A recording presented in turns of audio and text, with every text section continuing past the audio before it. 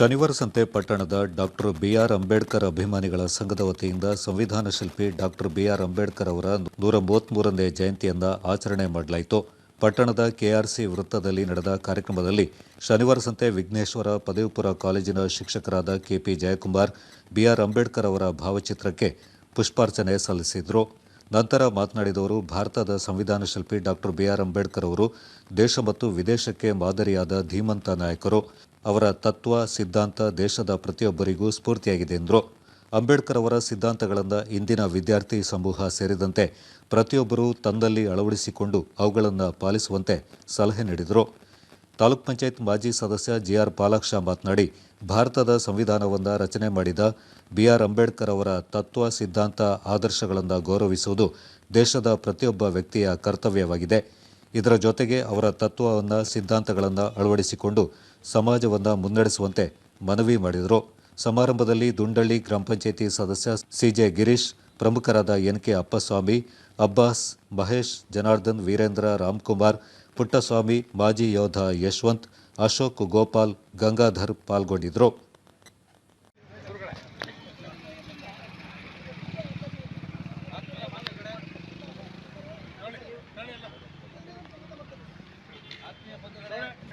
Doctor Baba Saheb Ambedkar ಅವರ 133ನೇ ಜನ್ಮ ಜಯಂತಿ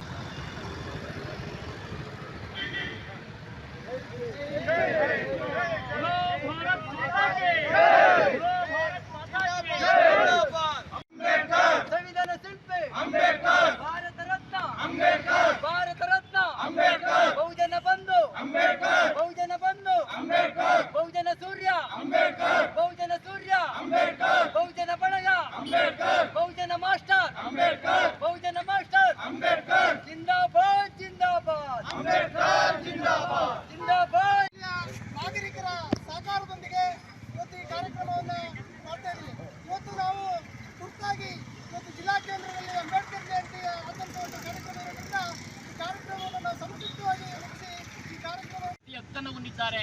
ನಾವೆಲ್ಲರೂ ಕೂಡ ವಿವಿಧ ರೀತಿಯ ಸ್ತರಗಳಲ್ಲಿ ಅಧಿಕಾರವನ್ನು ಅನುಭವಿಸ್ತಾ ಇದ್ದೇವೆ, ಸ್ವಾಭಿಮಾನದ ಬದುಕನ್ನು ಬದುಕ್ತಾ ಇದ್ದೇವೆ ಅಂತ ಹೇಳಿದ್ರೆ ಅದು ಯಾವ ಪವಾಡ ಪುರುಷರು ಕೊಟ್ಟಿದ್ದಲ್ಲ, ಅವತಾರ ಪುರುಷರಾಗಿ ಹುಟ್ಟಿದಂತಹ ಡಾಕ್ಟರ್ ಬಾಬಾ ಸಾಹೇಬ್ ಅಂಬೇಡ್ಕರ್ ಅವರು ಕೊಟ್ಟಂತಹ ಒಂದು ಭಿಕ್ಷೆ ಅಂತ ಹೇಳಲಿಕ್ಕೆ ಇಷ್ಟಪಡ್ತೇನೆ. ಹಾಗಾಗಿ ಅವರ ಒಂದು ಈ ಜನ್ಮದಿನದಂದು ನಾವೆಲ್ಲರೂ ಕೂಡ ಒಂದು ಶಪಥವನ್ನು ಮಾಡಬೇಕಾಗಿದೆ.